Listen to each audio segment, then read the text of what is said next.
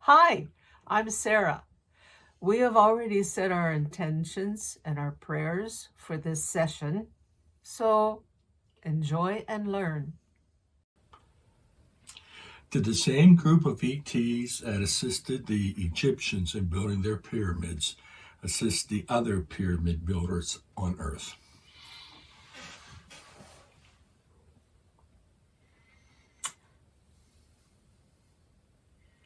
Because the original, no, I shouldn't say original, the ETs who were thought of as gods and assisted the Egyptians with the pyramids, the specific godlike ET that helped with the pyramids, there were two of them, but there were others of their race in various other parts of the world, and they assisted in their own way. So in a way you could say that those ETs, yes, assisted all the pyramid builders around the world, but their individual characteristics were brought through those pyramids. So there were slight differences because of who each individual was, who was helping them.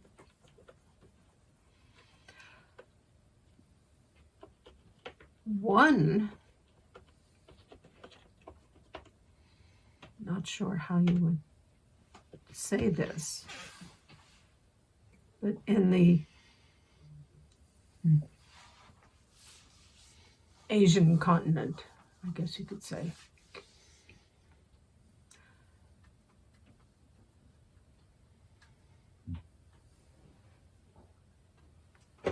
didn't stop with pyramid-like structures. And I'm not sure where this is, but there is an ancient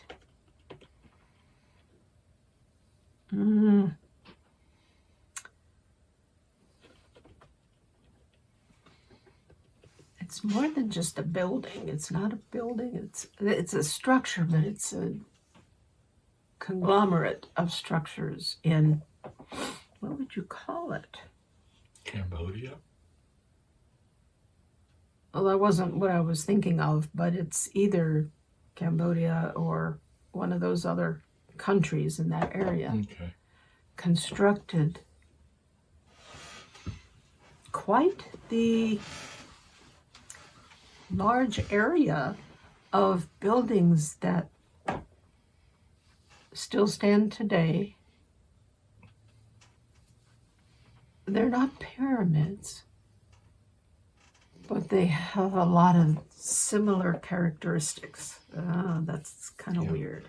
There is a community, a preserve, if you would, from what I understand, in Cambodia, that is very large and was built a long, long time ago, and no one knows what its purpose was. Mm-hmm. Could that be the one you're referring to? Probably, because this is large. It's beautiful. Oh, yes. Intriguing. Mm-hmm. And intricate at the same time. And intricate, very. It was another way of paying homage to the godlike entity that taught them so much. And for the most part, they remembered it for much longer than the Egyptians ever did, or any of the other areas ever remembered. What, the mathematics, right, the physics, the astronomy involved generations. Just within a few generations, that knowledge would be lost and misunderstood, and the monuments, if you will, became mystical or whatever, and they still are in a lot of places. And so is this one that I'm referring to. And I believe, if I am correct, okay, that it was a female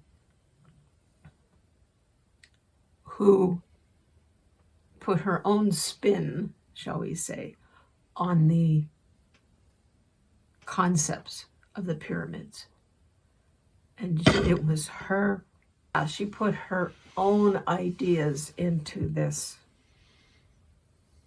complex of buildings and helped them to help the local peoples, the indigenous peoples, to construct it how she wanted it, but utilizing what she had already taught them. And hence the beauty and the longevity, in your way of thinking, of this complex. And its only purpose really was to acknowledge her existence, to thank her for the knowledge she imparted to them, for taking care of them, which she did until she left as well, which actually was, they were all, as a group, told to go back home. Told by their superiors or their governments, or superiors, you can call them superiors. Okay. Their people said, no, you guys are not supposed to be doing this. You gotta go home. Oh, too much influence. Too much. Especially since within, like I said, just a few generations, that knowledge would be lost. But I believe the one that we just talked about in Cambodia or wherever it was, those people retained more of the knowledge for longer than most other people. Based on what you were just talking about and what some other visitors have mentioned to me, I'm going to ask a question. It might be way out there in left field, but if it is, so what? All right. Was Earth an ET outpost or colony at one time? No. Okay. Not per se, no. It's been visited. As we just discussed, it's been assisted, the people have. Right. But not in the manner you're thinking. Okay. Are the crystal skulls a real thing, or is it just something that someone made up as a marketing ploy? Somewhere in between. Ah. Elaborate, please. Nope. Okay.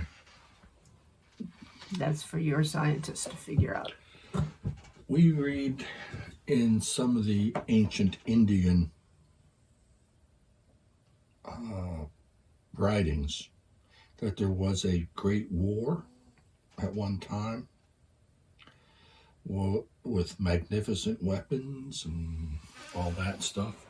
Was that really two alien sects fighting each other?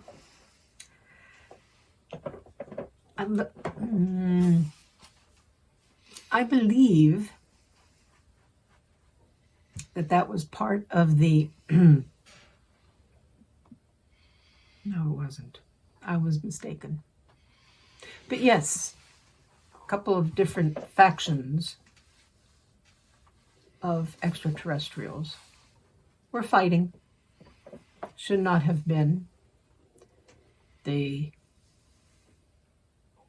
did too much destruction to Earth and its peoples at the time. which was frowned upon. They showed too much technology, shall we say, to the peoples of the time who did not understand it.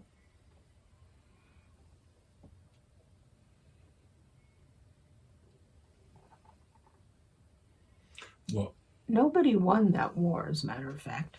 But it was a smaller, it wasn't like a global thing. It was just these two factions, and there were, I guess you could call them their military fighting, until someone else came along, broke it up, and sent them all scurrying like they were naughty children. So it was a third ET had intervened. Huh? Mm-hmm. Mm-hmm. Was that the Global Alliance?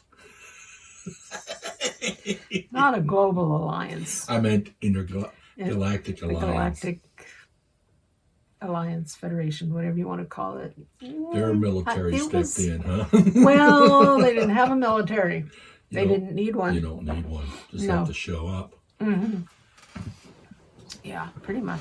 And they were not in their infancy, but they've grown a lot since then. The Alliance has grown and included many, many more, including now these two factions who were fighting eons ago. Yeah. What were they fighting over in India?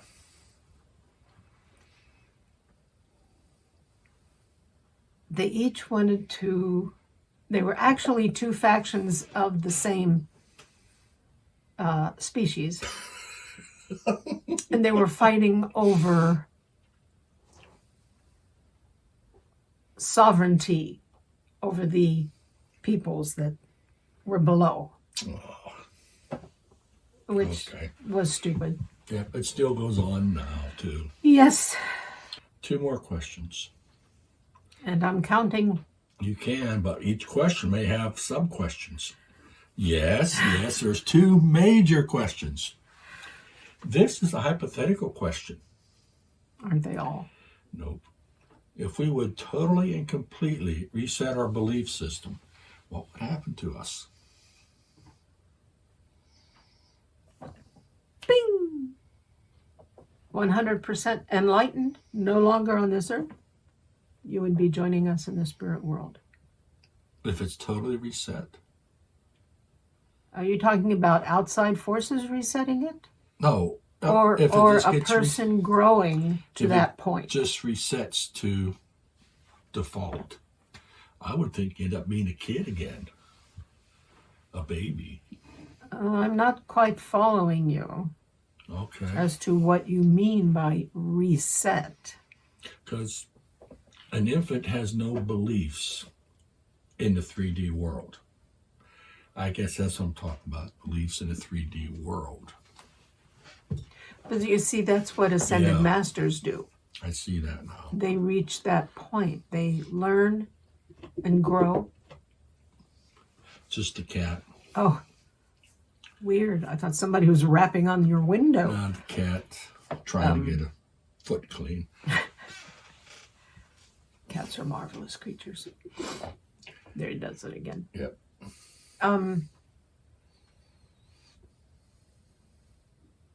Yes, ascended masters become enlightened to the point where they have no more negative belief systems. In fact, it's just one belief in the totality of now. Keep that in mind. I'm listening. Now as all that is, and their place within all that is. Words don't do it justice, but that's why they're called ascended masters. They have mastery over themselves. They know their true self.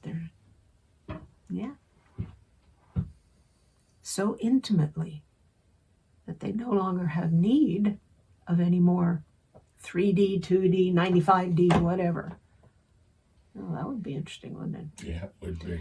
Anyway, but Well, yeah. If you can imagine 95D, it's possible. Exactly. Okay, there's no follow-up questions to that one. Good. This next one deals with some extraordinary people here on Earth. I've seen videos on YouTube of people doing extraordinary things. One example is a guy running through the crowd with his hands glowing blue, like he has two blue balls in his hand. He's trying to hide them. And then he ends up about 100 yards away, instantaneously standing on a scaffolding, vanishing. There's other ones of a person just popping into existence in front of a van and getting hit. And then they're not there anymore. And there's another one of a guy on a rickshaw getting ran over by some truck in an intersection, but someone runs in from the left side, pushes the rickshaw out of the way, and stands there and talks to the rickshaw driver. The truck driver stops, gets out, looks around, and then the guy who moves very fast left the scene. Any of that real, or is that all just movie magic, so to speak? Some of those things you're referring to, there's many different possibilities, probabilities. Some are rigged, some are not true. Some are people from other realities popping in and out. People from your reality popping out and popping back in. Some beings, I say other realities, other probabilities, other timelines, other... How do they jump from reality to reality? They've reached a point in their spirituality where they know how to do that. Okay, that was the answer I expected. Okay. Yeah, there's pretty much an infinite number of possibilities and probabilities for all of what you said and more. I would be remiss if I didn't caution you to be more aware of normal, regular human beings who do extraordinary things right here on your planet, right in front of your own eyes. They don't run around with blue balls of flame or whatever in their hands. They don't pop in and out quite like that. I suspect that the whole rickshaw thing might have been that rickshaw drivers, other reality self, other timeline even, and popped back to help the rickshaw. He popped to help himself survive whatever happened, fix him up, whatever he had to do, and then he disappeared again. Whether or not that was wise on his part, we don't know. Normally, messing around with your own counterparts, shall we say, in different timelines, different probabilities. It's one thing to maybe see yourself in another possibility, probability, timeline, reality. But to interfere is not wise. Just know that you've seen yourself and then let it go. Back into your own, where you're supposed to be You are supposed to be. Your counterpart is there and you're here, and it's just not necessarily a good thing to become too intimate with your counterparts, plural. Just let them be on their path, you're on your path in this reality. Let it alone. I don't know that I could say any more about that. I'll have more questions later, I'm sure. I'm sure. Any final or departing words? Just remember, viewers, you are loved. You are loving.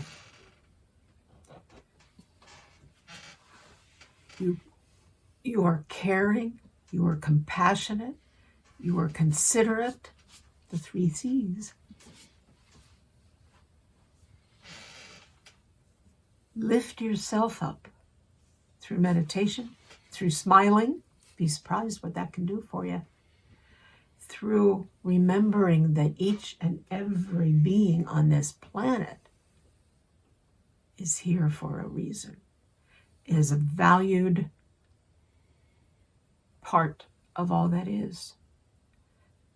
That each and every human being is loved. So be compassionate, be caring, be loving to each other. Because you don't know where they are, where other people are on their path. But maybe you can help them along that path just by being enlightened, being loving. Smile, forgive, accept, and get ready. Big things are coming. Love to all of you from all of us.